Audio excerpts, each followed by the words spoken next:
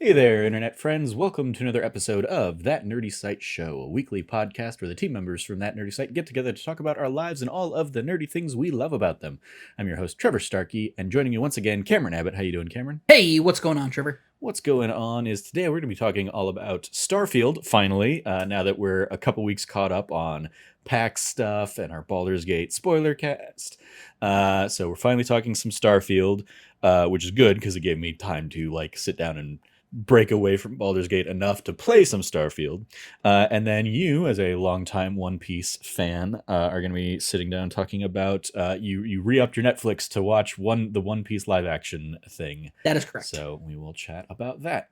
And I have zero thoughts on One Piece in any form or fashion. So it'll be kind of Cam Central there at the end. But a little bit of housekeeping first. If you like what you hear, please remember to like, subscribe, rate, review, share the podcast everywhere you can, all that fun stuff. We are coming up on October, so we will be doing our traditional Halloween-themed month of That D Plus shows, so stay tuned for that. There is going to be bleed over because there's no way we're not going to start the month talking about the Ahsoka series, and then we'll have some Halloween-themed stuff after that, including Return to Halloween Town, the fourth and final installment so far of our Halloween Town annual visits, which has been interesting for me as somebody who had only ever really watched the first one. Can't wait to see this last one, which you and Logan have both said sucks. Yeah, it'll be interesting there. I'm questioning what fresh hell or tragedy is going to keep me from being on this episode. We'll see. We also, prior to that, this week's episode will be on Elemental, Pixar's latest. So stay tuned for that. But yeah, other things I think we're talking about. We'll have the new Haunted Mansion movie that we can watch.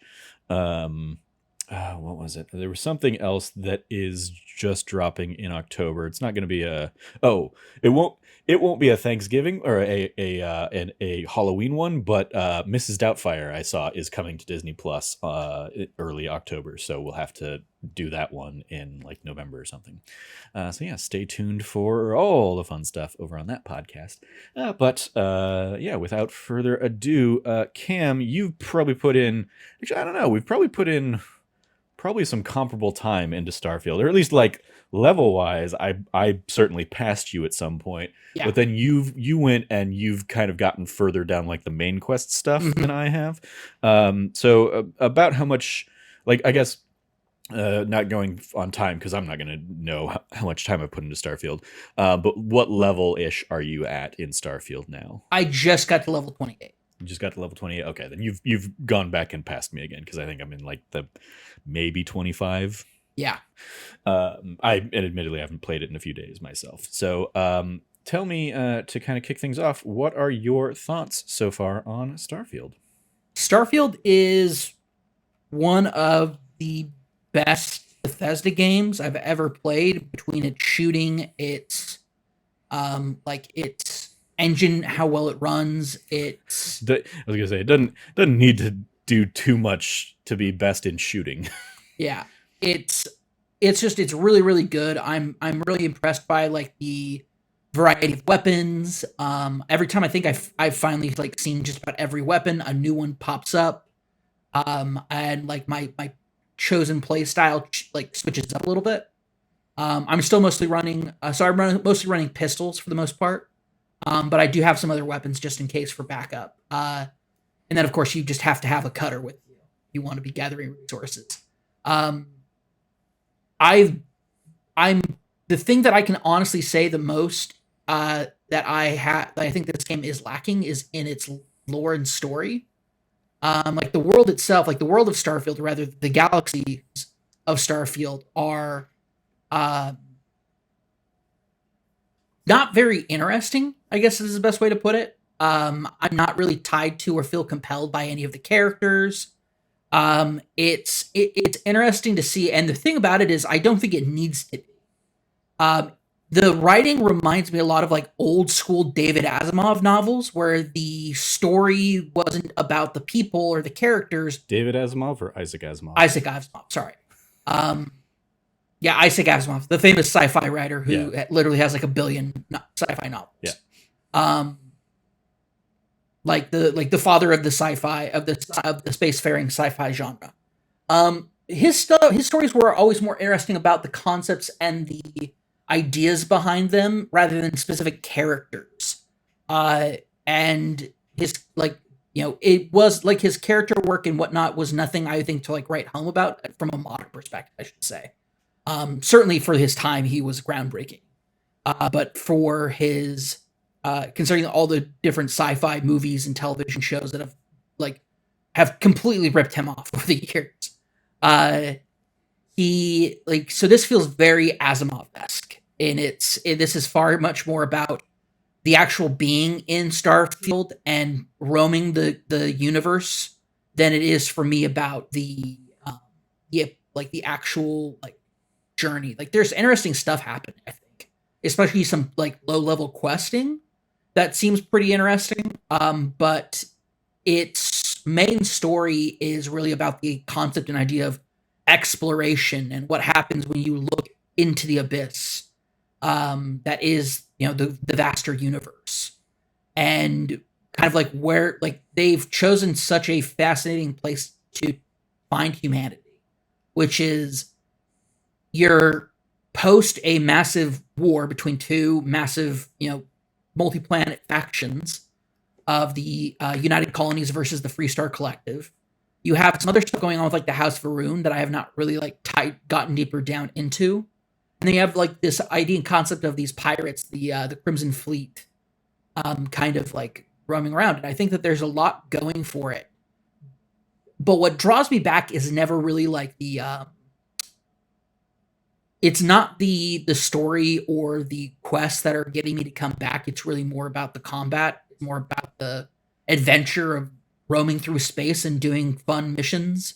I did one where I had to like do, and this is like very very not spoilery my description of it. So, but you have to do something on Neon Neon the city that, as somebody who has a Neon rat background, which is basically you grew up in Neon as a essentially low level person, and the dialogue options I get to choose are ones that I'm like, oh wow, like my character has an opportunity to be a lot more jaded about about the larger universe, but especially in regards to Neon itself and this idea and concept that Neon. And I'm like, I felt like my character was like the game. You start off. Everybody starts off in the mine. Classic Bethesda starting off point. We're gonna lump everybody into a a closed off space. Mm-hmm. And then when we put you into the open space, there's going to be a music swell, and look at, and in this case, it's not like, look at the whole vast world. It's like, okay, look at the spaceport that you're on, but like, beyond that, there's the stars, kind of thing. Yeah, it doesn't have the same impact. It doesn't. It's trying to do the like coming out of the vault moment, and it just doesn't, because there's so much, and we know that like on any given planet there's almost nothing to do. It doesn't have the same impact that I think coming out of the vault does. But I will say, I've been playing the game, and multiple points have they like done that kind of like swell, and it is very like, it seems, if not scripted, it is like, okay, the game knows what certain moments to have that music kind of swell in, because you're walking around in a cave, but now this cave's going to super open up or something like that, and you're going to see all of the other stuff that's in this cave, that does, there's a bigger story or mystery or something here. Not only that, but I also say that there is a moment that is after a specific story quest where like a bigger piece of the mystery gets unveiled. And I will say, I really appreciate that they're not mystery boxing this to hell. Because it felt like that was the setup. Like we're going to get like a very large mystery box, and it would have just been like the greater mystery of it. And it feels like they actually have an intent and plan, and the thing that you're doing, the MacGuffin you're collecting, actually has some greater importance, not just to Constellation and the organization's endeavors and efforts, but also to the universe as a whole, but not on a this is now going to be like an intergalactic conflict. It's much more about like the greater spirit and um, the greater kind of philosophy about what is out there and what exploring that means and what does it mean to be an explorer. And I find that that is such a nebulous concept to be tackling for a studio like Bethesda, but so far they're executing on it pretty okay. Um, I've not found myself blown away in any specific moment yet. Um, it's just like you're like if you know Asimov and like that sci-fi novels like the like tropes and storytelling mechanisms, it's very much everything is very much in line with that. But then again, we've not had Bethesda really do this sort of thing.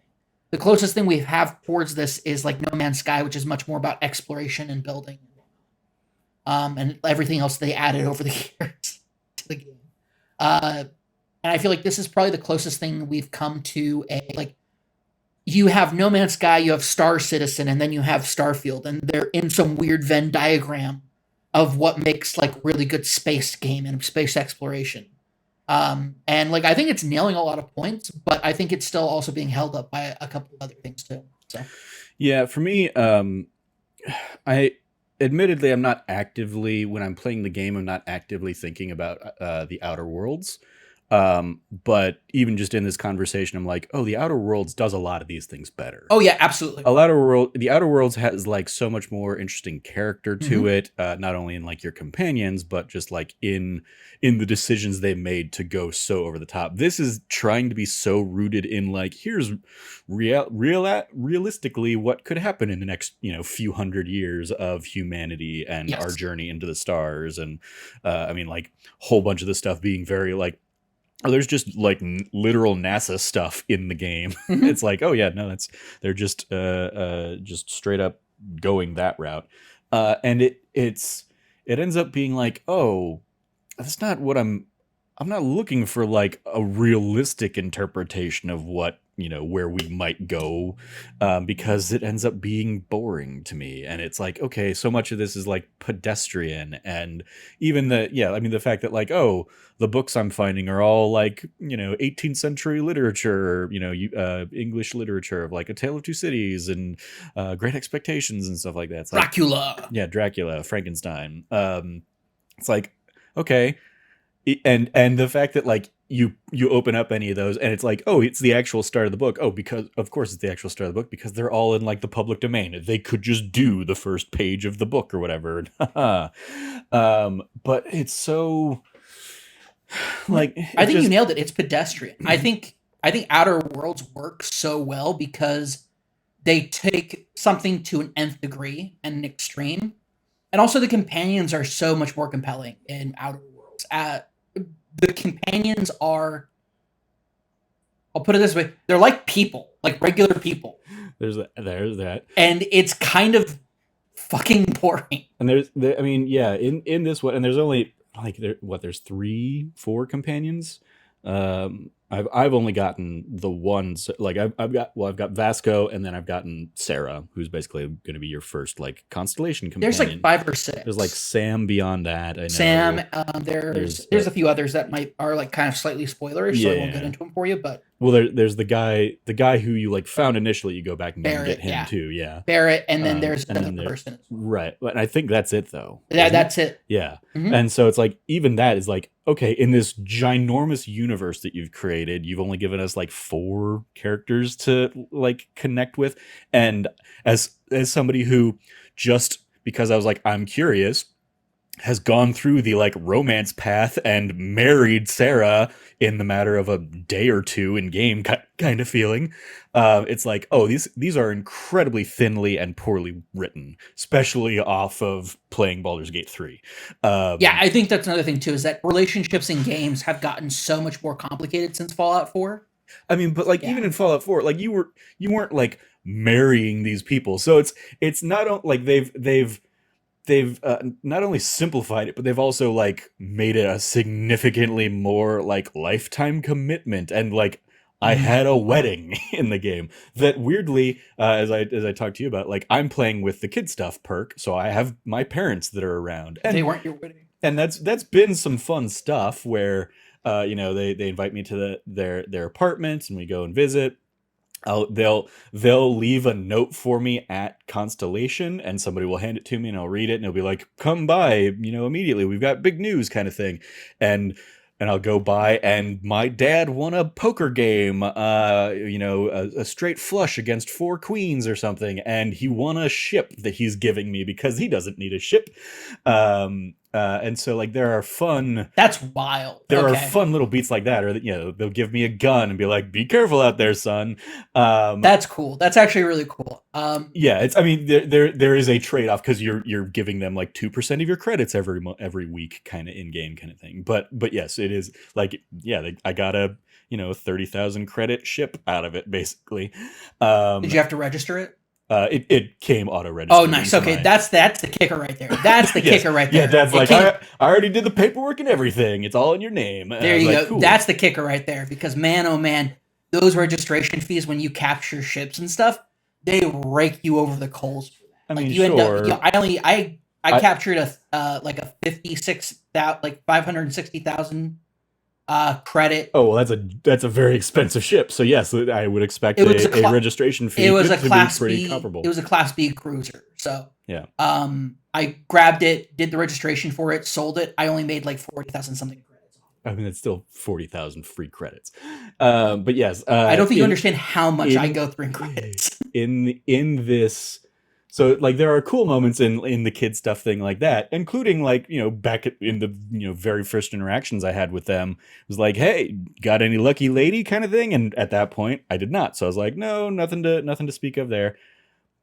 The game never gave me an opportunity to like go back and like reevaluate that once I started doing like, okay, yeah, I'll do the flirt line of the 4 dialogue options here, sure. And then I'll do the second flirt line. It's like, "Oh, I'm already falling in love with you."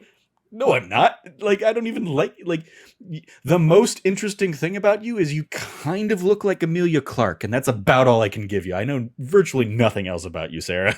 That is also something too. It's like I don't expect these It's people a to, weird uncanny valley, but yeah. I also don't expect people to like give me their full backstory as soon as I meet them. Like that's fine if they're a bit more closed off. But yeah.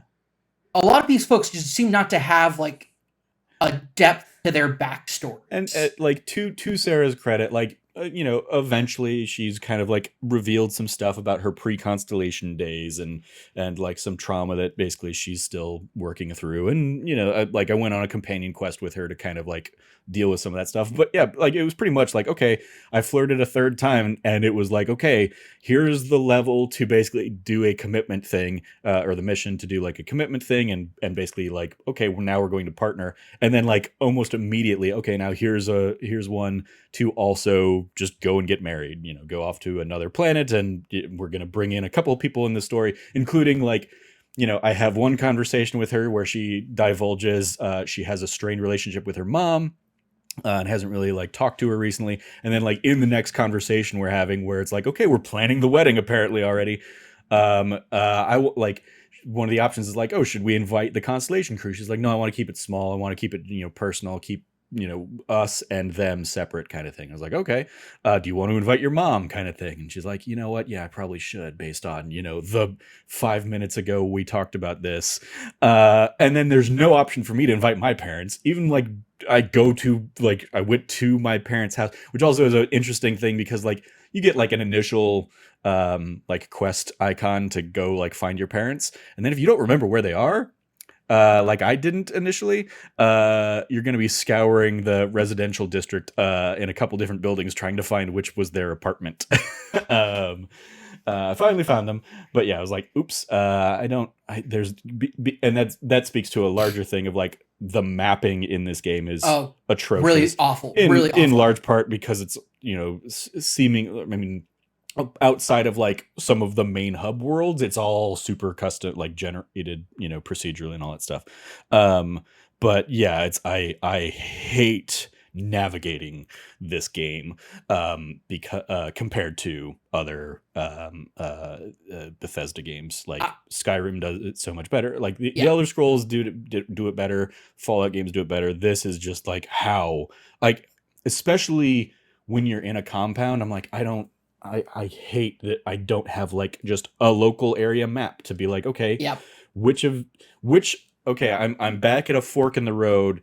Did I go left earlier or did I go right? Where did I come from? Where do I need to still explore in this place? Because there's nothing guiding me anywhere. And Well, I it's mean, like, DUI is fucking trash in this. yeah, yeah. It's just absolute fucking trash. And itemized item menu stuff is a fucking nightmare.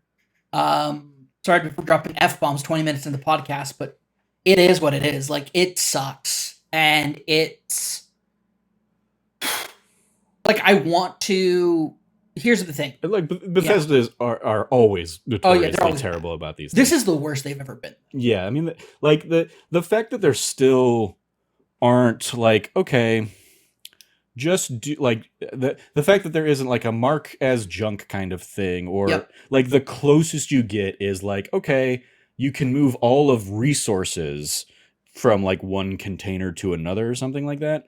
And I will give it a shout out to a few locations where you can just sell directly, like, if you're on a starport or something, you can sell out of your inventory, or you can sell from your ship's inventory. It's like, okay, cool, I don't have to like lug multiple trips of just stuff from my ship. But yeah, it's incredibly frustrating.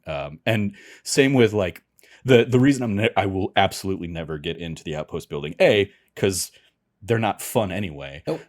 But the fact that I can't, and this was like, going back to like Animal Crossing or something like that, the fact that I can't just like build based off of what's in a store, like in a centralized storage thing or something like that, is incredibly infuriating. So what I end up doing anytime I'm like, okay, I'm gonna try and unlock a whole bunch of stuff at the research station, or I am going to like, build some gun mods or something like that, is I keep pretty much everything resource worthy in like an endless storage bin in the basement of the Constellation Lodge.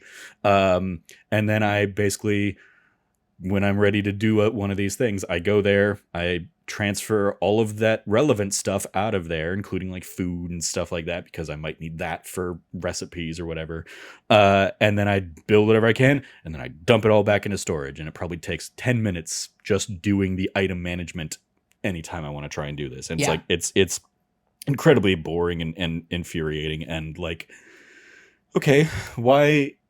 You've made a game where you clearly want us to pick up all these things because you made them all so interactable, and you're having fun with your physics engines, and I'm seeing people make, throw thousands upon thousands of potatoes in their spaceships and blah blah blah, whatever. Yeah. But like, yeah, it's not fun. It is just like they've gamified hoarding, which isn't good. But it's something they know that their players do, and they continue to make it a pain in the ass for their players with encumbrance and all the other the pain points. At least with encumbrance now, it doesn't slow me down, but it does immediately drain my O2 consumption rates, kind of thing. Yep. And so I need to like, okay, now I've got to drop a whole bunch of stuff. If I want to fast travel, and deal with all that. So yeah, there are so many things that I'm like, I don't, as somebody who is like the, poster child of like, oh, I'm like the perfect, like, desirable Bethesda fan. I, subscribed to their freaking Fallout loot crate for a year, back in the day. And I have all sorts of like Fallout stuff, and I've put hundreds upon hundreds of hours into Skyrim. There's just so little that's bringing me back to this. There in my time so far, there have been like a couple questy things that I've been like, okay, that's a really cool use of classic Bethesda storytelling stuff, and environmental storytelling, or picking up audio logs and learning what happened in this location. uh, the two examples I'll give without diving into spoilers. One, I think a lot of people, especially in our sphere, are going to be familiar with because Greg was shouting it from the rooftops as his favorite side quest of all time, the Mantis stuff. There's a lot of cool stuff in that side quest. Yeah, I agree. And then I went and did the one of the factions you can join pretty early on is the Vanguard, and they'll give you a quest, and I think there are other ways to get this quest. Like if you get arrested or something like that, they'll invite you to go undercover in the Crimson Fleet kind of thing. And the end of that quest line, I will say the last mission in that quest line was when everything finally came together and like the final areas got some really cool like story that is like a culmination of everything you've kind of been like learning along the way, and has some really cool moments. It also was the first time I encountered one of those Bethesda bugs that I immediately go out and find a bunch of people are encountering this bug where it's like you can't progress because there's a a glitchy kind of thing, and basically I had to like reload an autosave fortunately from not too long before, and like try to do things in a different order to properly like trigger the like end of the mission sequence. Mm-hmm. So like it's even that is like, oh, it was really cool, but I'm also going to have that like sour memory of like, oh, it would have been way cooler if I hadn't been interrupted by your bugs just constantly getting in the way of things. Yeah. I will say there's a very, very poignant story moment that just gets ruined because of a bug. That ruined it because of a bug for me. And I can't give you any details because it's a massive spoiler. But it took me very much out of the moment. Yeah, no, there's a lot about this game that I think is just like not good. But at the same time, I don't want it to be like I don't think it's bad. I don't think it's bad either. I think it's just in a year like this year.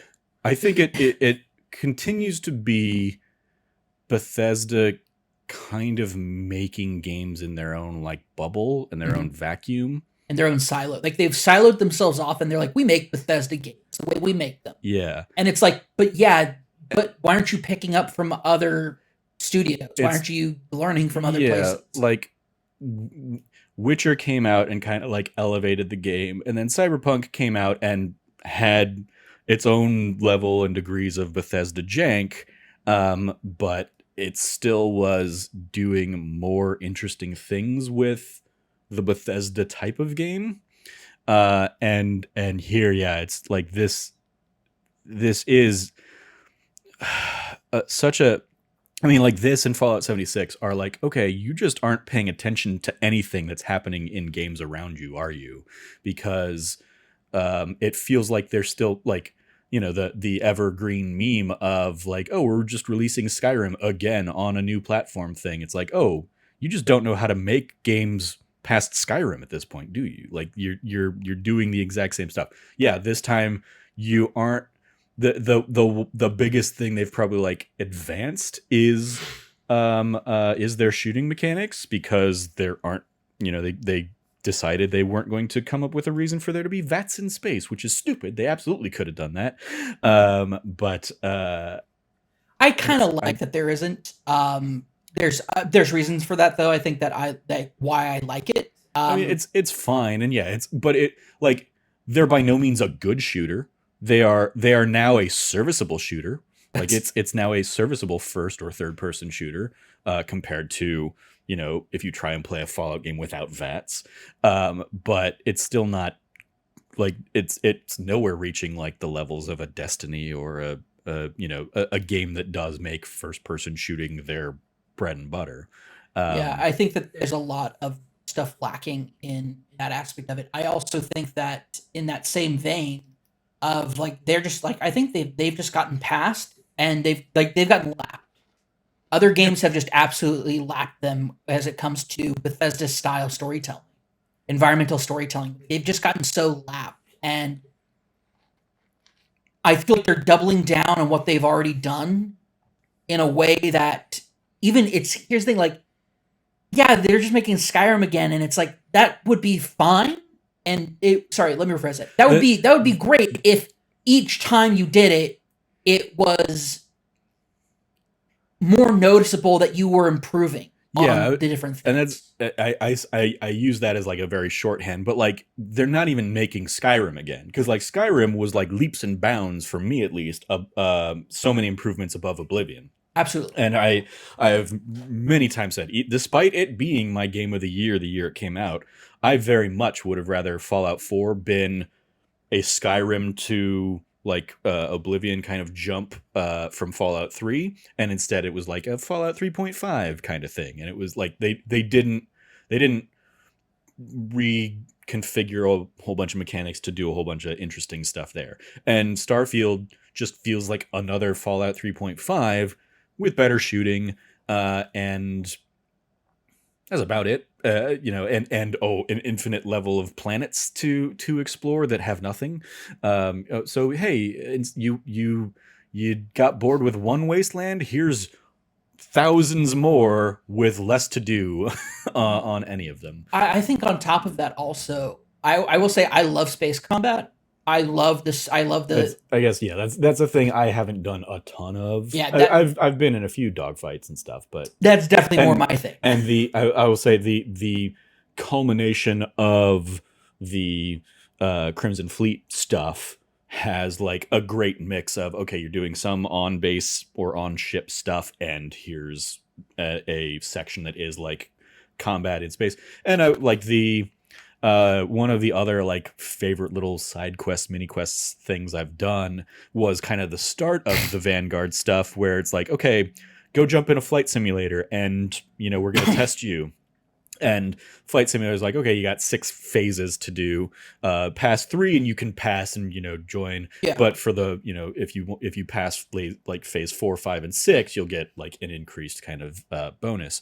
And like I could get past phase 4 fine, and then I would just get wrecked at phase 5.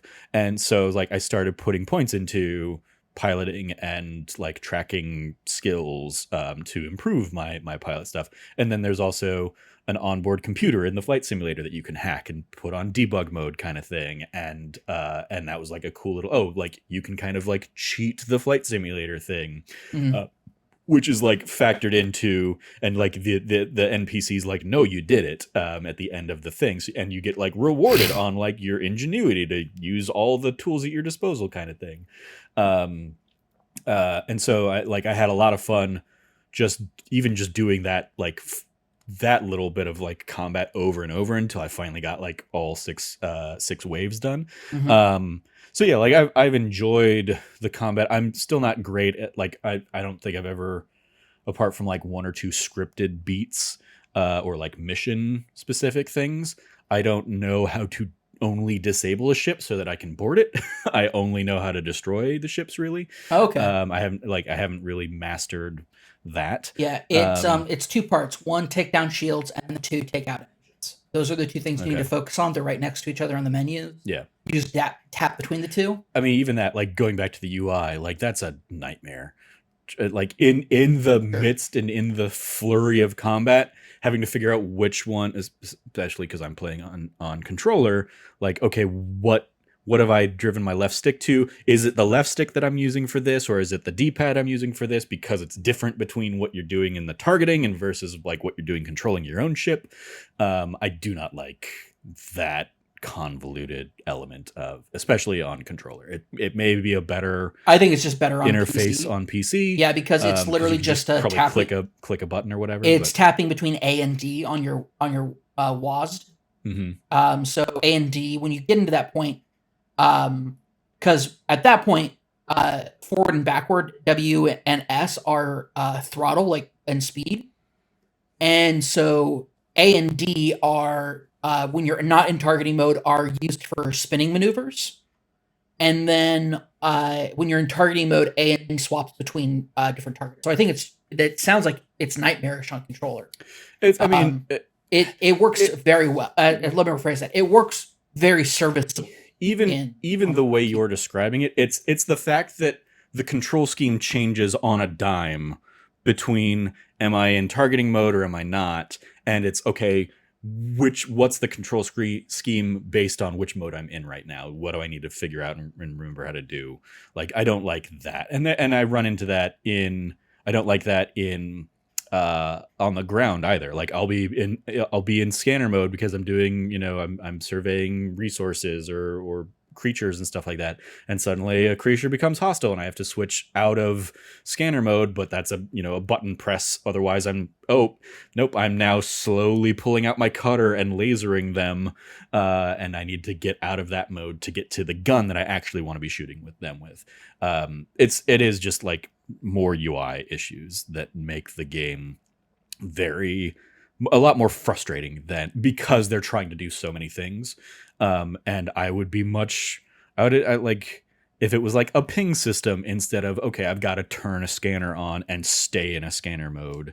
I would prefer something like that, probably. I don't know.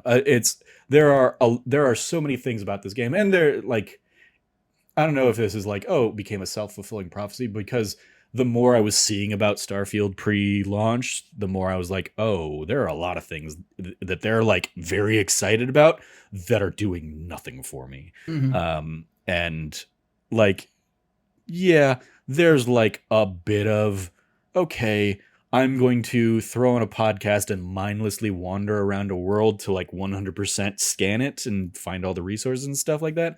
But it is a whole bunch of just doing nothing on a world, and ends up just being like, okay, I probably spent half an hour there and walked away with something that is now going to be worth like 1,000 credits if I sell it somewhere. Whoop-de-doo. So yeah, I think like I watched. It's just not pulling me back in. I think that's totally fair. For me, I really love the dogfighting in the game. I to the point where it's like you passed me after even restarting the game. All due in part because I was experimenting with the shipbuilding aspect of the game as well. Yeah. I really like the shipbuilding. I really like the aspect of taking people out. I love the thrill of bullying a ship to the point where I can board it, and then wiping out the crew, taking it over. And the only thing I hate is how troublesome and bothersome it is to take a ship that you just knocked out its engines and everything to then go to a port to register it, to sell it, etc., etc. You have to it becomes your home ship. Your crew comes over to it. It's like, I don't want that. I would have rather. The only thing I would change is just add this to my fleet, but keep my old home ship. Pretty much, I would prefer that, and I would also prefer just to be able to, like, have a crew member like Sam Coe, who has the piloting as one of his features. I would have loved just to assign him, hey, I need you to go take this ship, sell it, come back with the credits, or take it, have it repaired, have it added to my fleet. The continual aspect of like the monotony of it, I don't care for, but I really, really, really love my ship that I build. I've turned the Frontier into a absolute, like, just bruiser of an A class. So the ships are A, B, and C. C being the largest, B being mid-sized, and A being smallest. The Frontier ship you start off with is an A class ship. I have built this thing out and decked it out so hard that it is a menace to C-class ships. I love taking on. I was taking on at like level 12. I was taking on level 20 to 25 ships. I love how I like, one of the things I love is that I picked Wanted as one of my traits, right? Now your bounty as Wanted is different than regular bounties in that you have what's called a length of life, or like a series of life clause to your bounty. What basically is your bounty grows exponentially the longer you live under the bounty. And so there's bounty hunters who are trying to get you to get that bounty, but then there's also bounty defenders who are coming in to protect your bounty so you can grow fatter, so they can like add you to the slaughter later on. And so I love when bounty defenders come in to try to rescue me. I love like kind of like maneuvering between the two different fleets of ships that are like coming at me or for me, and like letting them duke it out amongst themselves, swoop back in and just wipe all of them out and claim all of their cargo. Or take one of the ships, or like I love turning on the bounty defenders because I don't need to be defended. Like it's been handy before in the past. Like I was like I had already had a damaged ship and bounty hunters were gonna get me. Um, I love that aspect of taking on like a whole fleet of ships by myself and just dogfighting my way out of it. Just biting and clawing my way till I come out on top. And there's this aspect of that that I just love. I love the way that it feels to. One of my favorite maneuvers is when somebody's like swerving past me, and the convention would be to, oh well, I now have to. I should boost to curve around so I can curve around and do that.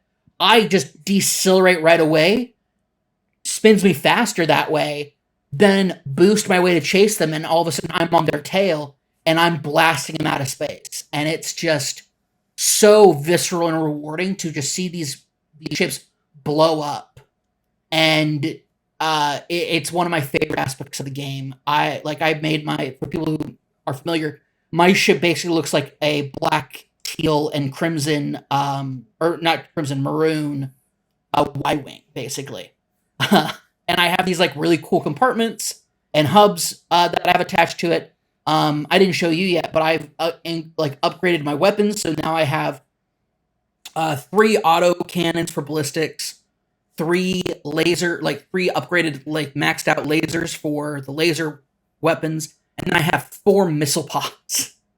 And so I'm just a menace to Varun, to pirates, to spacers, to everyone out there everywhere. I freaking love. Yeah, that's another area I finally dabbled a little bit with the ship building stuff. But it much like Outposts, it's incredibly frustrating initially, Oh because yes. I was trying to modify the ship that you get at the end of like the Mantis stuff, and I want to add smuggling cargo compartments so I can take illegal contraband and try and like grab it and sell it or something like that.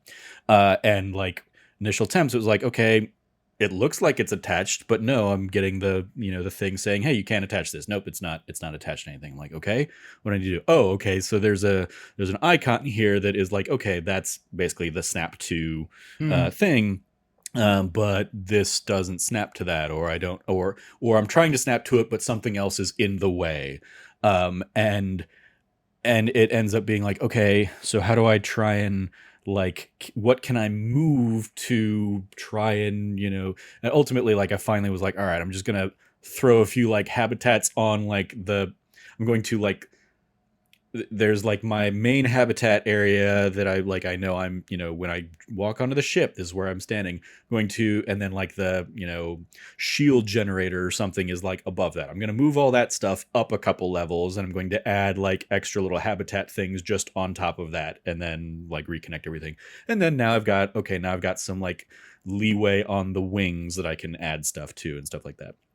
um and so I finally like did a little bit of that, but now trying to like maneuver in my ship is like a pain in the ass, because now I have to like climb 3 ladders to if I want to get whatever I put up there. And ladders are slow as hell unless you just jump and mantle on a thing, and then even there I can't always do that reliably well.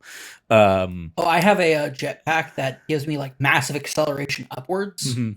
And so like if I was in that situation, I would just like do that and tap out on it. I mean, But the yeah. problem is it's they're not like, oh, I can't just do straight up all 3 levels. Oh, It's I like see. I go Okay. up one level, I have to move over to the Yeah. other part, and then Okay. I understand now.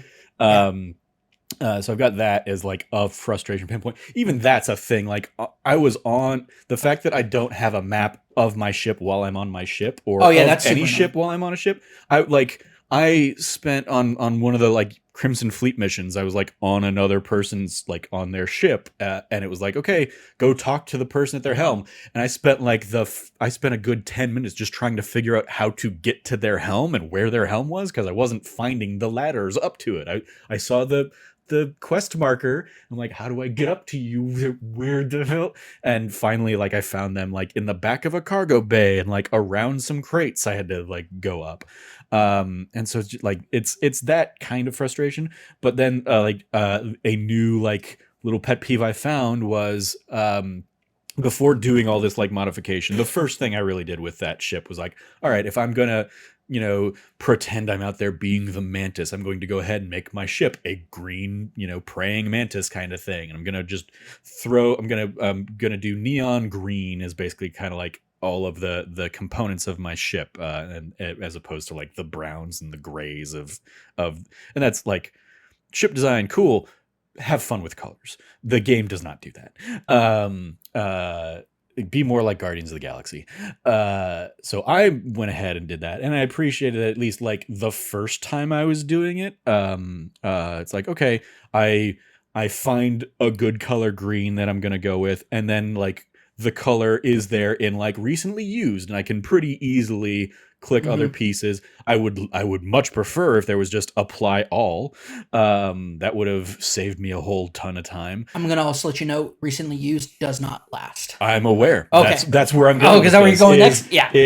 That was like my first, foray into playing around with this. And then when I added those hab components, I was like, okay, well now those all have the, they don't match the rest of the aesthetic of my ship. So let me go ahead and click them, and where the hell's my green? Why can't I just select and okay, what I finally ended up doing that worked was basically I went to one of my green pieces, modified the color slightly, and then back, saved it, and then I had it back in recent colors. But it's like, that's such like, what the hell kind of like playtesting did they have that didn't think, oh hey, yeah, maybe we should go ahead and let people, like, if people are, if we're going to really tout, you're going to want to customize your stuff, make it easier for people to customize the shit. Absolutely. And make it easier for people to customize the shit in the way that they want to do it. I just don't know what, like, so many decisions get made, and obviously games are a butt to make anyway, and there are a million different things, and maybe the extra time that it would have taken to add that option in would have led to extra months of development or whatever. I don't know. But like, it doesn't seem like that should have been a hard thing. If MS Paint has been able to like keep recently used colors for as long as it has and stuff, feels like that should have been a no-brainer. Absolutely. I 100% agree with you on that. There's a lot of things here that it's like, once again, I go back to other people have lapped you, and you're not picking up the pace. You're not picking up the pace, and you're not delivering on what other studios are doing better than you already. The fact that like there's a lot about this game that I think is like, the bones are still good. I think the bones, as far as like, you got what it feels like you're in space. There you go. It doesn't make you feel like you're not playing a sci-fi game. Like you're nailing a lot of like the basic boxes that need to be checked. It's just a lot of this, like, a lot of the user interface, a lot of the like very flat characters. Like you guys got to get on a better page. Like you have to improve. Like, this game is like where I'm sitting at it right now. I'm like, it's a 7.5 or an 8 for me right now. Mm-hmm. Even with all like the frustrations or bugs that I've run into, and admittedly, as I said earlier, I have not run into many. Like, I've had one or two hard crashes where the game is just like, boom. I have one. I'm suddenly back on the Xbox menu. I didn't even get like any warning or anything like that. It was just, oh, I'm back here, and sure enough, I try and like restart the game, thinking like maybe I'll just go back into a quick start kind of thing. Nope. The game's just starting fresh. Unfortunately, I have I know very early on to have set my like, go ahead and like auto save every 5 minutes or whatever. Because I know Bethesda gonna Bethesda. Yeah, the only time that's happened is I was noticing like some serious stuttering every time I was popping out of a menu, and when I looked it up, they're like, yeah, you're like, it's basically eating up too much GPU, just restart the game and you'll be fine. And I'm like, okay, cool. And I did it, and it worked just fine. All my things have been easy fixes. Since you're on console, like when you find those issues, event flags in the quest, or the quest flags that need to be activated that weren't activating for you because of that bug, like on PC, you just throw in that console command. Like, you look it up, somebody gives you the console command code, and then you throw that in the console command, and it kickstarts that flag. That's not an option on console. And it's, I mean, even that I don't think is what the issue was. It was basically like, okay, flip these switches in this sequence, flip a left switch, flip a right switch, insert a thing, and then push a button. And I did all of those things, and I pushed the button, and the thing in front of me starts to happen and then just stops. And it's like, basically like, oh, transferring funds or whatever is like the Oh. in-game like text that you're seeing. And it's like, okay, I mean, there are theoretically a lot of funds here, so maybe this is supposed to be taking a while. But after about a minute of just nothing happening, I started Googling it. And it was like, yep, this is a very common bug that a lot of people are encountering. And so basically, like, the recommendation that I was finding from Reddit was like, okay, instead of hitting like the left switch then the right switch, try doing the right switch then the left switch first. And so like I reloaded a save, because I reloaded a save and tried to basically do it the same way I'd done it the first time, and ran into the same issue. It was like it started to go and then froze. And it's not like it froze. I was walking around. I was still able to do stuff. I could even go into menus and stuff, but it was just like the scripting of the event wasn't happening or whatever. Yeah, Um, whatever needed to go to the next event, yeah. it was missing something. Yeah, so Okay. finally, yeah, I basically like, okay, I reloaded, and then did like, okay, I'll do the other one and then this one and then boo, and then finally like everything lit up and it did what it was supposed to do. I was like, okay, very stupid. Very stupid. Yeah. Yep. And this strikes me much like I was finding bugs still in my recent Skyrim playthrough 10 years on that hadn't been fixed. I'm like, this strikes me as a thing that people have found a workaround, so Bethesda's probably not going to prioritize it, even though it's one of the, I would say, key like sub quests and stuff. It's the closest thing I've found to like a Thieves Guild quest line compared to, like going with the Skyrim kind of comparison. And even that's like a thing that I think I find myself missing in the broader scope of the game, is to what you were talking about earlier. Like, the lore is just not there.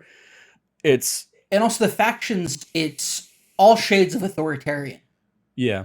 There's no there's no fun group. It's either asshole pirates, asshole like fascists, asshole Western. Western fascists, or fascists in like classic black uniform fascists versus cowboy fascists versus pirate fascists versus like there's no group. And even Constellation, it's like Constellation is literally like a fucking yacht club basically, where it's just a bunch of rich people or entitled people who are all coming together to quote unquote explore.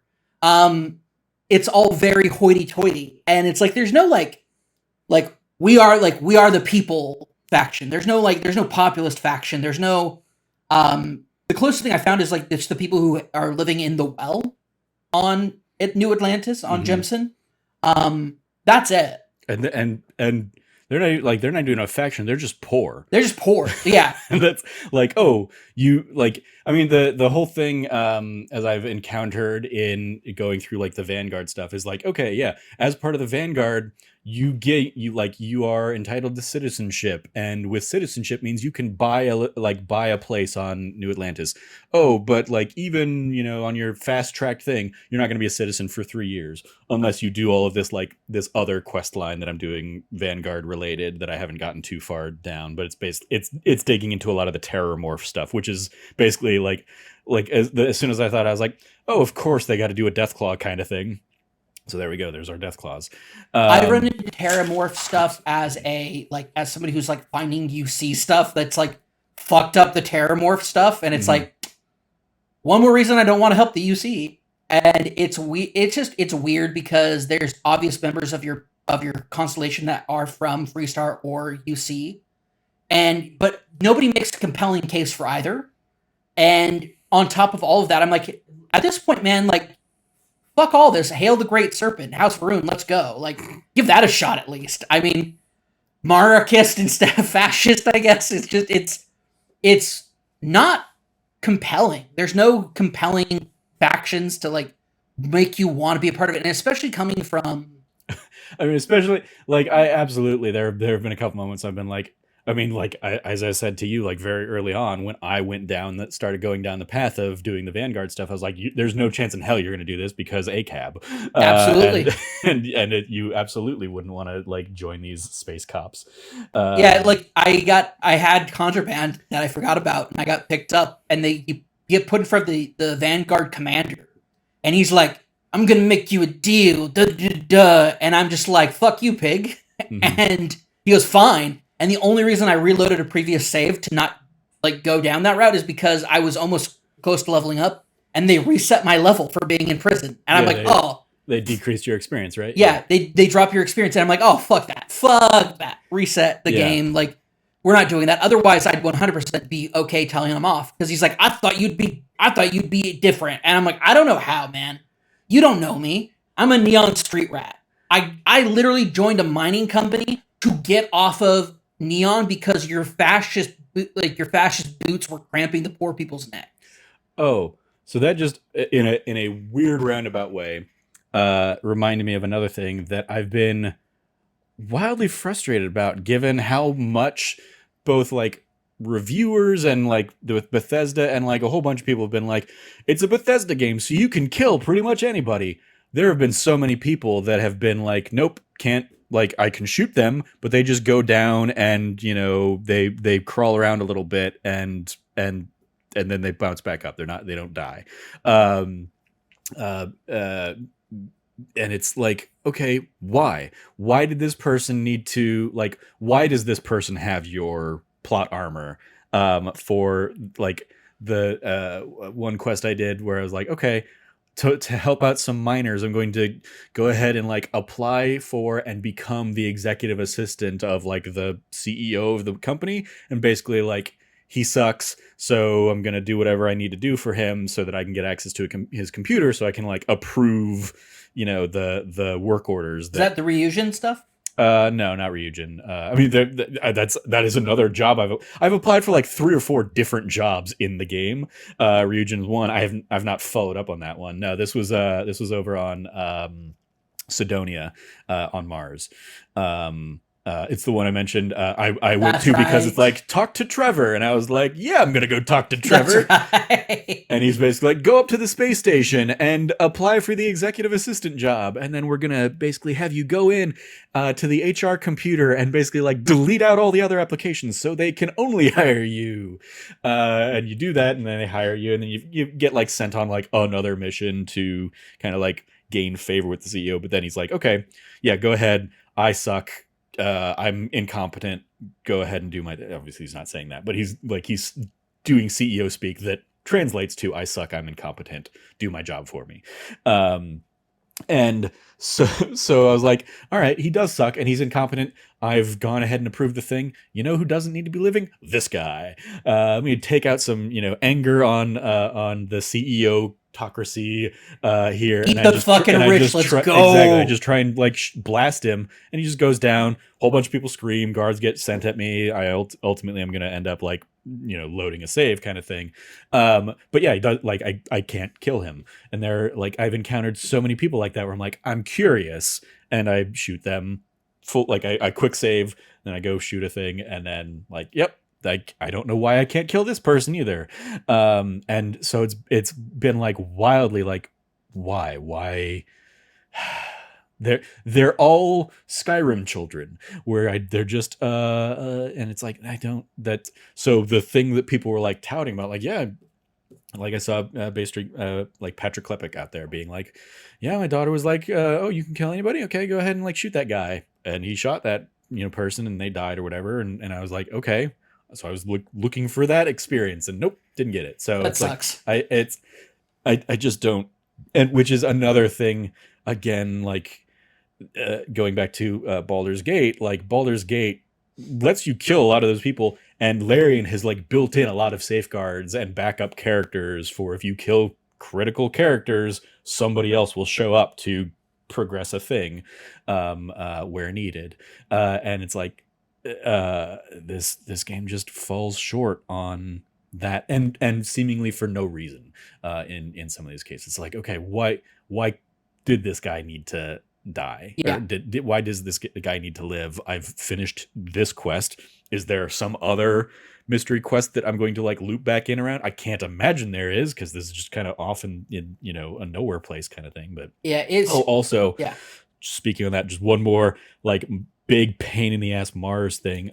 In that same quest line, I had to follow a guy who was like trying to steal stuff from the mining company. I had to so slowly follow him out to the ship that he had parked out away from the spaceport. And then I failed like a persuasion check to not get into a combat with him. And I was like, I don't want to kill this guy, so I'm going to go ahead and resave. And I had to slowly walk another 5 minutes Yeah. out to this checkpoint and stuff. And it's just like, fuck that. Like, you are actively making me not want to do quests because of this kind of bullshit.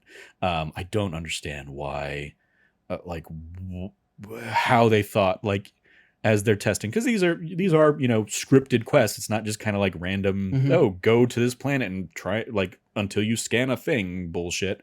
And so it's just like, how did that get, how did somebody approve that and be like, you know what, yeah, this is a good pace of this.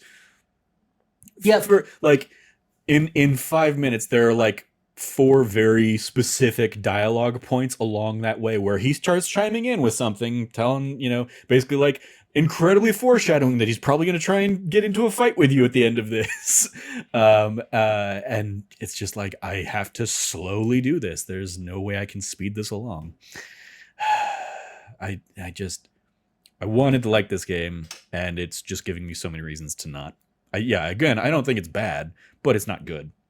It is very much like, I would probably put it in like a 6 range for me. I think that's fair. 6 out of 10. I think our experiences, because of like, I also think like what we were, I don't know, I think we are both looking to have a reason to play this game. And I think I've kind of found mine. Mm-hmm. And I think you just, like, it just didn't give you one to keep going. Yeah. And I think that that's okay, but it's not what you want out of a Bethesda game. It's, I mean, and maybe, when I eventually circle back to it and focus on main quest stuff and kind of dive through that, like I've definitely heard people, not delved into why people get very excited about New Game Plus, but I have like my own suspicions. And it is an interesting thing for a Bethesda game to have a New Game Plus, but I'm also like, okay, New Game Plus, like, it's going to carry over my levels, so I'm not going to have to like restart with without all those abilities and stuff. But am I gonna be doing all of these same quests over again in a New Game Plus? I don't know how interested I'm going to be in that and doing that. Even if it is like, okay, I'm gonna side with this faction instead of this faction this time. It's like, it's still going to be largely the same quest, I imagine. Yeah. So I don't know. That's like. I mean, yeah, this definitely seemed to scratch that itch for Greg right now, because I know he's like on his 5th playthrough of it or something. At least last I saw him posting about it. I think it is a game that's hitting for like a very specific kind of way, and I think it's hitting that way for me as well. But it's just like, if it doesn't hit you in a way that intrigues you and makes you want to come back to it, I don't think this game gives you a lot of opportunities for that bug to kind of bite you. And I think that sucks. I think that sucks, but at the same time, I think that is just that's just the kind of game that it is. Like, it sucks to say this, but it is what it is. Like, Bethesda's gonna Bethesda. Like, I can't imagine what, and that's another thing too. It's like, you have a blank slate that you get to like craft something out of and be like, hey, what about this or what about that? And I'll say that your factions are fucking boring. Your factions are boring. Your lore is borderline non-existent. There's nothing really fun about your universe. Like, that sucks. That sucks. It's just a lot of busy work. Yep. And I don't. You put all this effort to do all these things, but never along the way did you think, hey, is any of this fun? Even the new, like, I see, at least in my mind, I see what are very like deliberate choices to like, okay, we're going to gamify leveling up now, and it's not only that you like you need a an experience, a skill point to pour into something. You need to have done a quest or something. So like I know you poured a lot of points into pistols, and I so had to it's like, shoot a lot okay, of dudes with pistols. yeah, so like, Yeah. okay, you get your first thing in pistols, great, and now you've got another skill point. Well, you haven't killed enough people with pistols to pour that second point into pistols yet. I get that more like pistol. I'd probably kill enough people to like pour points into pistols, but like security stuff, okay. I want to pour another point into security, but I still need to do another 12 locks. So I got to go find 12 things to unlock somewhere if I want to try and pour points into that. I will also say there's a lot of like the way they've tiered out perks is bad as well.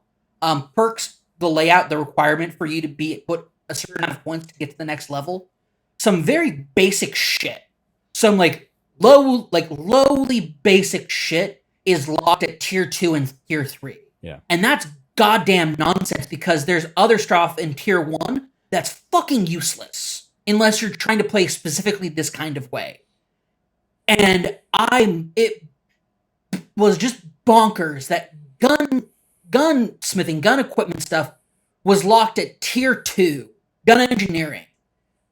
Locked at tier 2. I unlocked all my tier 1 like stuff pretty early on and have been sitting on all these upgrades I technically can do. I have the materials for, but I didn't sink enough points into tech to do it. So I finally did, and I finally was doing it. And it's just like, God, it's just so fucking annoying. Like, it's bad. It's bad. Like, there's some stuff that's in here that's like, man, how the fuck did you think that this was going to be fun? Yeah. Like, it's annoying and it's dumb, and I hate it. So there you go. Womp womp.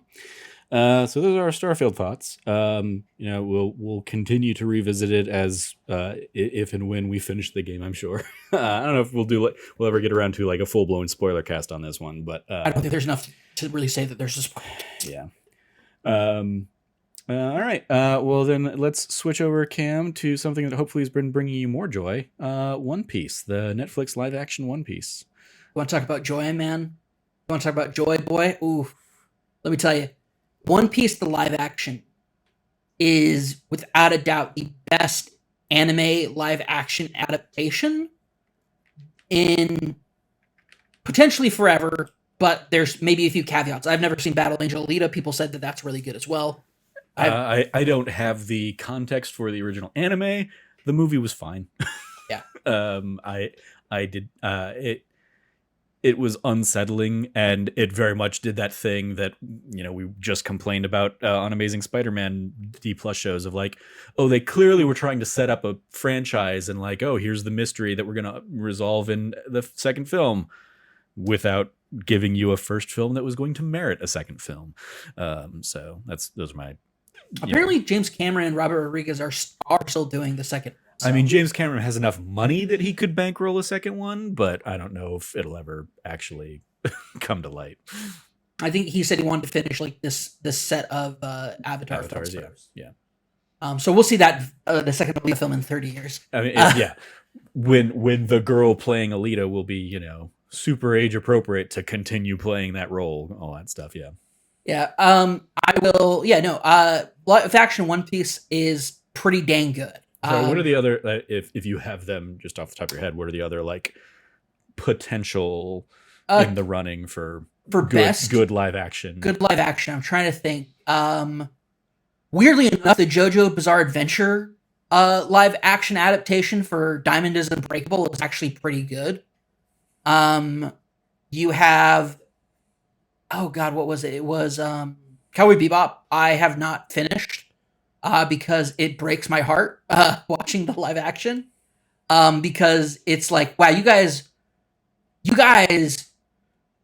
turned in what you thought the assignment was, and you weren't super far off, but it's you got the set dressing right, you got the actors right, you got a lot of like the aesthetic right, but you missed the point of Cowboy Bebop, which is the action, and you decided you wanted to make things frame for frame instead of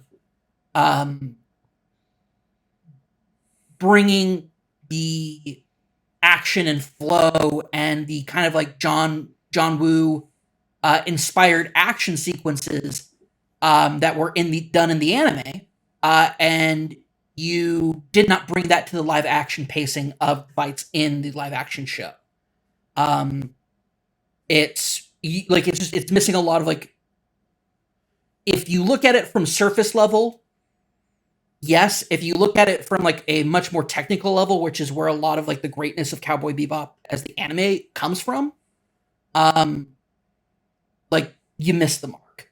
I have not finished it, and I probably won't finish it. I feel bad because I think there's a lot of love and passion. I think that the actors and the characters are really well matched up with, especially whoever played the guy who plays Jet.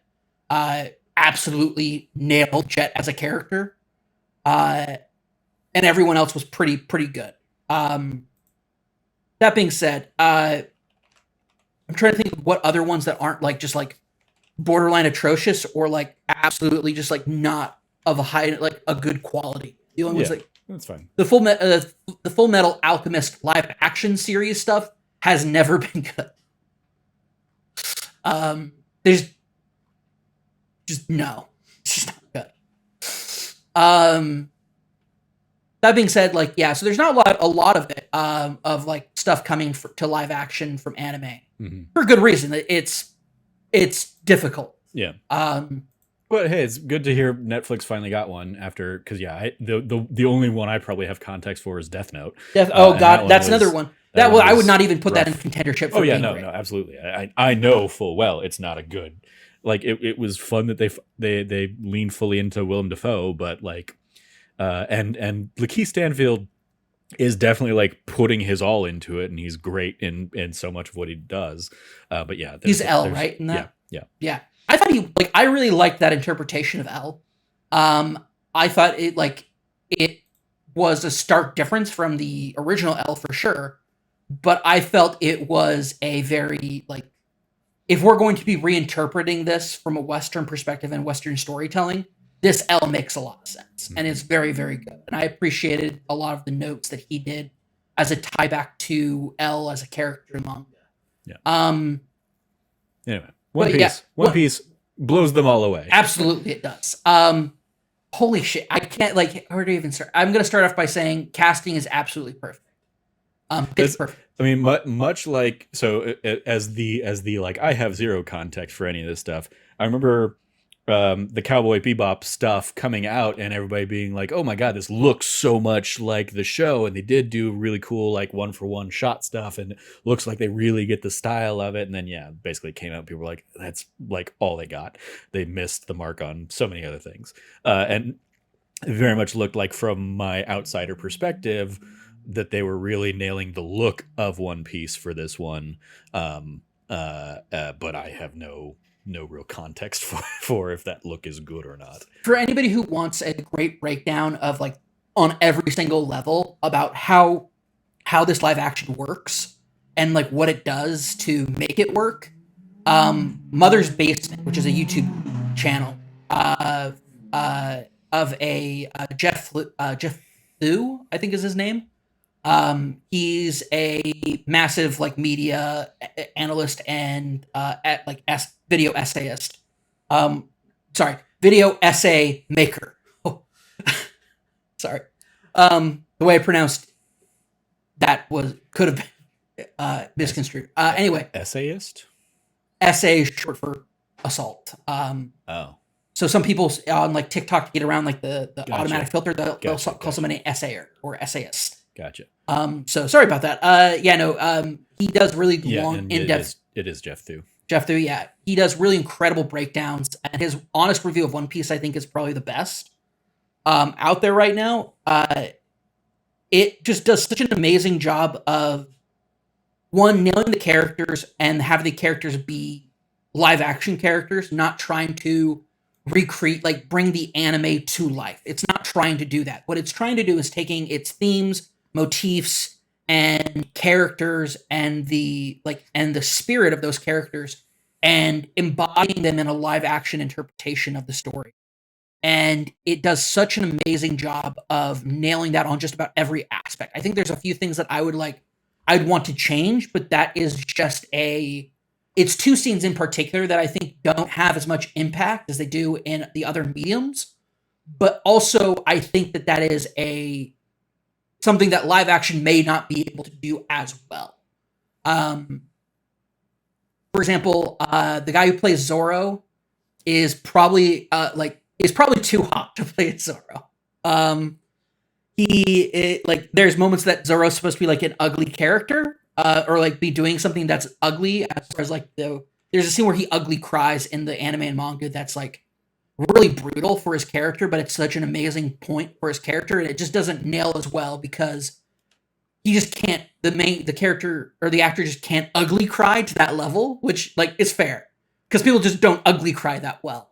Like ugly crying doesn't really get captured by camera well without it being just not believable. Oh, you mean the anime trope of like tears just flooding out of eyes isn't replicable in the live action media? I mean, not in that level of like comedic level, but in like the kind of like constant streams of tears and like snot and stuff, and it's like that doesn't film well.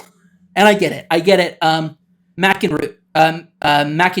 is the actor, and he does a great job. Also, Zorro's like, if you don't know this, Zorro's a character who uses 3 katanas and holds one of those katanas in his mouth while he's fighting.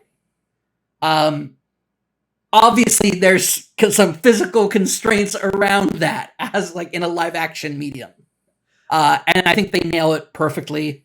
Inaki Godoy as Monkey D. Luffy is phenomenal. I think that he brings a level of. I think there are scenes that some people might be like, "Well, he's a bit too serious in these scenes." It's like, yeah, but it's not believable that everybody's going like. That works for a character that is that level of happy-go-lucky in a medium of like anime and manga that you would just get annoyed by it if it was in live action that way. And it does a really great job of doing that. Emily Rudd as Nami is fucking phenomenal. Until Inoki Godoy's Luffy kind of like really starts vibing for you at like as an audience viewer in the first episode. In the first and second episode, Emily Rudd as Nami and McIntyre as Zorro really help like level that and like carry that for that first 2 episodes till the story starts moving in a way that Luffy does take much, and it's much more of a how do I put it? It's not that he wears on you or like, but he like it's not it like sinks into you that okay, this is Monkey D. Luffy. Jacob Romero Gibson as Usopp is perfect casting. He's phenomenal. Taz Skylar as Sanji is taking a problematic character, especially in his early appearances, which were like late 90s, early 2000s manga and anime, as being a quote-unquote womanizer type character in the medium, and bringing that forward, like bringing that into a modern perspective and a modern lens in a way that shows, yeah, he's like a smoozy, like not an unsuccessful womanizer, but not in a pervy sense, as like the kind of like interpretation of it modernly, if it was done played straight as it is in the manga and anime would be considered. Is he like the grape-head kid from No, not that bad. Okay. Not that bad at all. No, not nearly that bad. From My Hero. Sanji walks so great kid could run. Not to that level. There is like a pervier side of him that still exists within the like, but that is kind of like the pervert failing at being a pervert is like a like genre trope for anime and manga that does not work in live action, obviously. Yeah. And so instead, he's constantly trying to flirt with Nami, which he does in the anime and manga as well. And they absolutely nail it in how Emily Rudd's Nami like ignores his advances. Because he's very much just like kind of like shooting his shot with her, and she just completely blows over him, just like runs over him with it, ignores him, like acts like he's a fly on the table or something, like very much dismissive of his advances. And he takes that and he has a couple of really great lines that shows like he is like a naive romantic at heart. But Taz Skylar does such a great job of like bringing that to life in a really fun and great way. I will also say at this point, Taz Skylar and McIntyre are both incredible actors as far as their actual like physical acting, because they work so hard. Everyone works so hard to train. You get these really cool long shots, wide shots of action shots that you can see the actors' faces visibly during this time as they're doing their own like action choreography and stunts. There's in the first episode, there is an entire, or maybe it's the second episode, there's an entire like section of that episode that is a wide shot of a massive action sequence happening with like 10 to 12 people. And it is just going off. And apparently it took them 5 days to shoot it. And it's like a couple minute long shot. Or a couple of shots that are like a couple minutes long. And it's done so brilliantly well. And because of the kind of commitment from these actors to do these performances, you get to see like this, what normally would be a dude in his 40s with an orange wig on, who's thin enough for the camera as it kind of like cuts away back and forth really quickly for you to think that's Nami whipping around a staff. But no, it's Emily Rudd doing her own choreography. It's McIntyre doing his own choreography. Everyone is doing their own choreography for it, and it's just, it comes across and gives us some really great, amazing action sequences. The last thing I'll say is Jeff Ward as Buggy the Clown. So prior to the live action series, there are what we call Buggy the Clown simps. Buggy simps have always been out there. I myself am a Buggy simp, not to the level of like I'm a simp, but I like Buggy as a character. And I think he's always been very interesting and a lot of fun as a kind of like a foil to Luffy. Jeff Ward is really hot. And the fan cams and the stuff that's come out and like the new wave of live action Buggy the Clown simps that we've got coming in now into the fandom, I say welcome aboard, because One Piece is for everybody, no matter what. Like no matter who you are, no matter what you like, how you. I mean, I'm gonna fucking judge the hell out of you because I'm looking at like Jeff Ward as Buggy the Clown images, and I'm like, okay, that's a fucking weird thing to be attracted to. I mean, you do you, as long as you're not hurting people. You want to know? So this is the thing. Buggy the Clown ate what's called the chop fruit, which is a devil fruit. Devil fruits give you powers and abilities, but they call devil fruits because in this world of One Piece, like 95% of the world is ocean, and if you eat a devil fruit, you gain abilities, but you also basically seawater becomes your kryptonite. If you get hit by seawater or you're like dropped into the ocean, you sink right away. So okay, that doesn't do anything to add context for why this guy looks so messed up. No. Oh no, he looks, because of his nose and everything. He makes it. No, that's fine. That's natural. With it, that there's no explanation for that as far as a devil fruit. He has a nose. He has a growth. He has like the red like rhino. Like I forgot the actual term, but it's like a benign growth on your nose. This is I just put in the Discord. This is the image I'm looking at. I'm like, I mean, that's definitely a thing, and obviously I get that this is like a very specific. Oh, that's a very specific shot of him. Yeah, he's not that bad. What's the shots? It's fine. Jeff Ward though, he's really hot. Like the guy is. And then his Buggy the Clown. So he has the chop fruit, which basically lets him like pop off parts of his own body and like throw them, like telepathically, like maneuver them around. So I will never get into One Piece. I applaud those that continue to take the plunge. I see it all the time in my timeline of friends of ours that are like, all right, I'm gonna jump into the manga. I think Lauren Wilson she just did just started jumping into it. Like good on you. It does not interest me. Does not. No, Trevor. Nope. All the stupid things I love that you're like, that's stupid, I hate that. One Piece is all of that. Yeah. That is all One Piece is. But it also is also telling a story of like anti-authoritarianism and what does it mean to be like a somebody who goes against the grain. It has a lot about like a lot of like anti-fascist like symbolism, and a lot of like the spirit of the story is about like pursuing the ideas and concepts of like freedom and personal goals and dreams, and then also like uh resisting and fighting like ACAB basically. Yeah, Like but then it's also got a whole bunch of random bullshit too. Sounds like. 95% of the world is water, Trevor, and the main character can't swim. Um, Then yeah, it's going to be a whole bunch of dumb bullshit. yeah, it is legitimately a lot of dumb bullshit, but it is a lot of dumb bullshit with a lot of heart, and it's very well written and very well done. And I really Also, it's Waterworld apparently. I mean, kind of in ways, yeah. I mean, the 95% of the world is water, and the main character can't swim. Absolutely a description for Waterworld. So yeah. Yep. Yeah, no, it is. Everybody's quite phenomenal. Ian McShane, by the way, is the narrator in the first episode, which just kicks off with it just like the right kind of like pirate flair. Yeah, it's great. Is he doing his Blackbeard voice from Pirates of the Caribbean? A little bit of the Blackbeard voice from Pirates of the Caribbean. Not gonna lie, Yeah. definitely comes off a little bit like that. Yeah, everybody's like pretty much everybody's perfectly cast. There's some stuff that like I'm not the biggest fan of, but it does enough to make me excited for a season 2. I can't wait for more One Piece live action. It was phenomenal. It was heartfelt and just incredible. And the fact of the matter is that there's so much goddamn source material. It's like the anti Game of Thrones issue.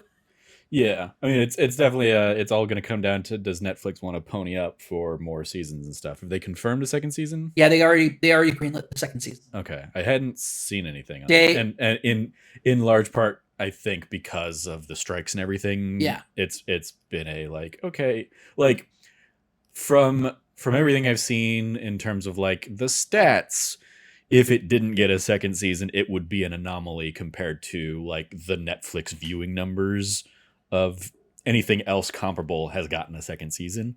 So, but I hadn't seen any. Yeah, 2 weeks after its premiere, Netflix renewed this series for a second season, which is in active development. Okay. And they've also Oda Sensei has confirmed, or he has teased Chopper, which Chopper for your information, is a reindeer that ate the human fruit. So it basically turned him into an anthropomorphized reindeer, and he's a doctor. He's the crew's doctor. Sure. And he's just a little guy. Why not? He's a little guy with a pink hat, and he's just the sweetest little buddy. And I adore him with all my heart. I love him. Tony Chopper. All right. Any final thoughts on One Piece before we wrap up? No, I've said my piece. I'm good. I could say a billion more things about One Piece, but I think we're good. Are you? I mean, I imagine it's going to be some time before you get a second season. Yeah, unfortunately. Yeah. So. By the way, the production was like $100 million. That doesn't. I mean, it definitely was one that they were pouring the budget into. Yeah. They made real ships. Like, these aren't just like set pieces. They made real ships, real boats. Yeah. For the show, and goddamn, is it amazing! I'll be curious once all the deals have been struck and everything, if that is going to impact the budget of the second season of of One Piece, and if you start seeing like there's a drop off because Netflix needs to try and make money off this show, and pouring that much into it isn't going to do it. We'll see. I think One Piece would be the anomaly. I think One Piece would be the counter to that. Would be like the money they're gonna get from like merchandising alone is gonna be crazy. I'm very excited. I mean, I would be curious how much of that goes to Netflix versus other things. For sure.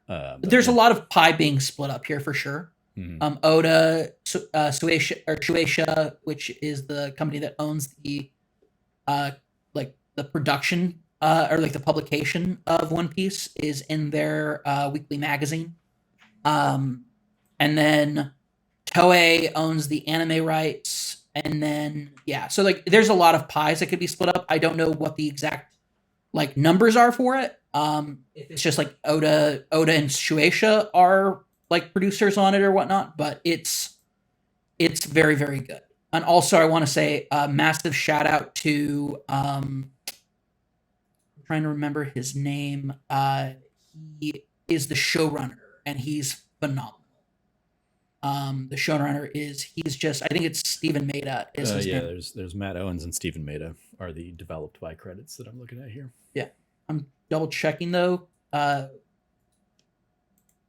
it's not Stephen Maida that I'm thinking of. Then it's gonna be probably Matt Owens, is who I'm thinking of as well.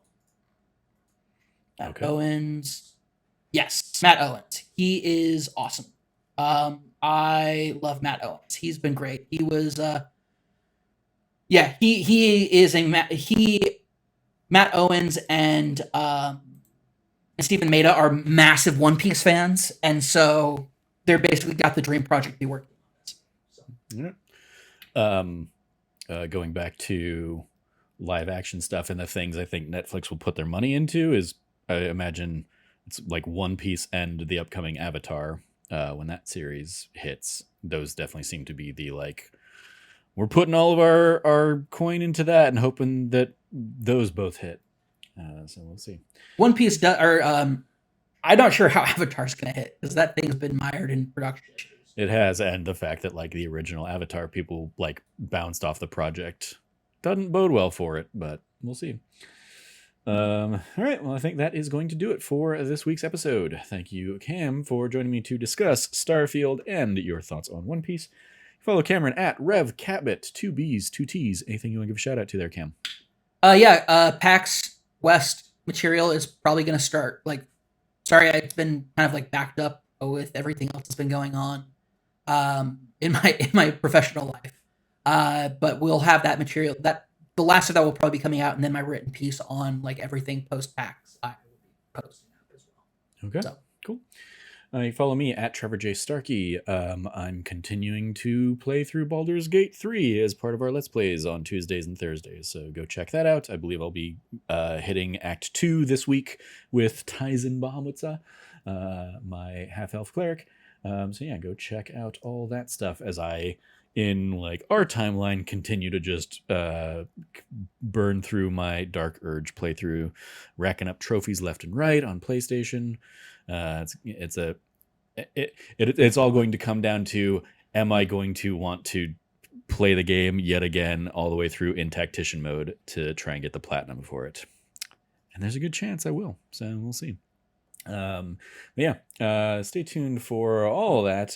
You can find all of us over at That Nerdy Site, or go to thatnerdysite.com for all the latest from us. Once again, this week's That D Plus show will be Elemental, so stay tuned for that. If you liked what you heard, please rate, review, like, subscribe, share the podcast with your friends, all that fun stuff. As always, thank you for listening. Stay nerdy and be good to each other.